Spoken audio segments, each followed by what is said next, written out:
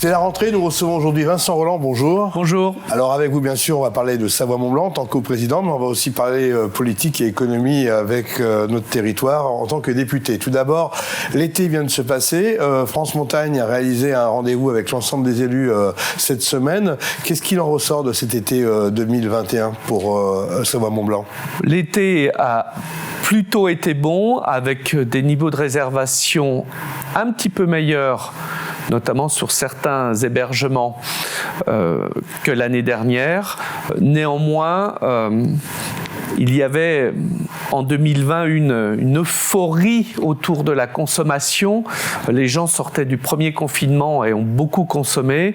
C'était un petit peu moins vrai cet été. Ça s'est un petit peu tassé. Il y a eu un mois de juillet aussi qui n'a pas été terrible.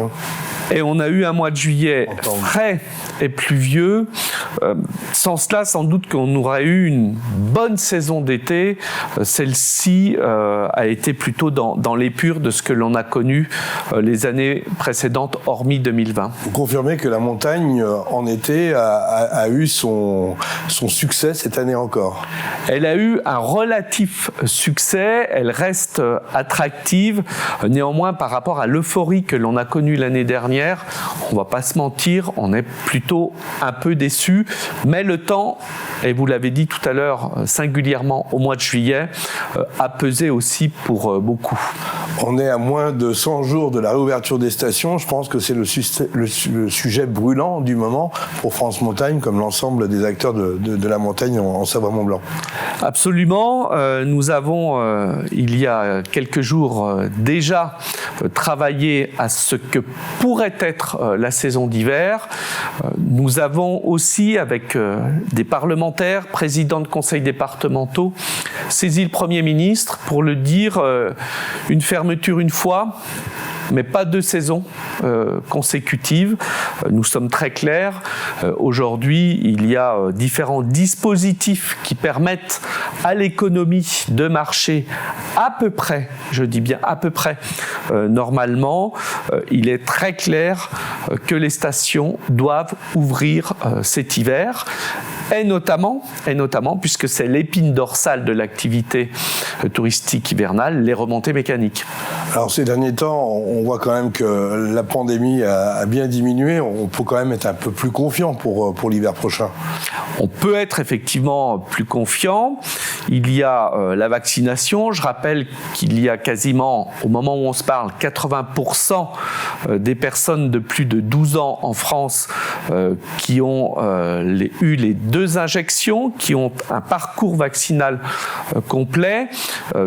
Tout cela nous laisse effectivement penser que nous aurons une saison de ski cette année avec l'ensemble des activités. En tout cas, nous avons très clairement alerté et même mis en garde le gouvernement sur ce sujet-là. On en vient à votre titre de député. C'est la rentrée, là aussi, j'imagine que vous allez régulièrement à l'Assemblée nationale. Et puis, il y a eu cette nouvelle durant la primaire, Michel Barnier qui s'est présenté. Une réaction ?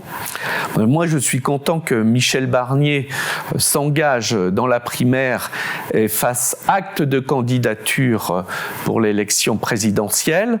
Et bien évidemment, d'une part parce que je le connais, et surtout, d'autre part, parce qu'il a l'étoffe pour être notre candidat, et je l'espère qu'il gagnera à la fois cette primaire, c'est le point de départ, mais aussi l'élection présidentielle. Nous avons besoin d'un homme qui a connu un petit peu tous les échelons de la vie publique et qui a un rayonnement et une dimension nationale et surtout internationale. Très clairement, tout le monde le dit, ça se bouscule à droite. Qu'est-ce que vous en pensez de tout ça, de toutes ces personnes qui veulent se présenter ? Il vaut mieux le trop-plein que le vide sidéral. On en revient à notre économie savoyarde et aussi au transport, puisque dernièrement on a eu Jean-Baptiste Djebari qui est venu dimanche dernier en Savoie pour parler de Connecticut Europe Express. Pour vous c'est bien, mais il n'y a pas que ça qui est important dans le transport en Savoie et en Savoie-Mont-Blanc. Alors c'est très bien que le ministre des Transports vienne faire la promotion d'un train qui relie l'Europe. Moi je l'ai saisi à plusieurs reprises de deux sujets majeurs. D'abord l'Eurostar, puisque l'hiver nous avons une clientèle britannique, quand bien même il y a le Covid, qui reste très attiré par notre destination, et l'Eurostar est un moyen de venir sur le territoire de surcroît de manière décarbonée. Et nous avons besoin de ces liaisons transmanche pour Savoie-Mont-Blanc. Et il y a aussi la réintroduction du train de nuit. L'État, le gouvernement, a récemment encore signifié l'importance de ce transport, sa volonté de le réintroduire sur le territoire national, plus que ça n'est le cas aujourd'hui. J'ai à ce sujet à plusieurs reprises, j'insiste là-dessus, à plusieurs reprises, solliciter le gouvernement pour que la ligne Paris-Bourg-Saint-Maurice soit réouverte. J'aimerais bien des réponses, mais il ne s'agit pas seulement d'en parler, il faut aussi le faire. Le souci, c'est aussi la fréquentation sur les trains de nuit. C'est un peu compliqué, on a essayé de les moderniser, on a vu Castex derrière moi faire un voyage aller, en retour en avion, mais bon, ça c'est anecdotique. Ça, c'est son sujet, mais si l'on veut rendre le train de nuit attractif, il faut qu'il soit moderne, il faut que les feux de la communication soient poussés sur ce mode de transport. Les consommations ont évolué, y compris les consommations de séjour à la montagne. On part sur des périodes plus courtes et le train de nuit est un bon moyen de gagner une journée au ski. Bien évidemment, il faut qu'il soit moderne et qu'il réponde aux attentes de confort des voyageurs, mais d'autres l'ont fait récemment, avant nous, comme en Autriche, comme en Suisse, comme en Allemagne.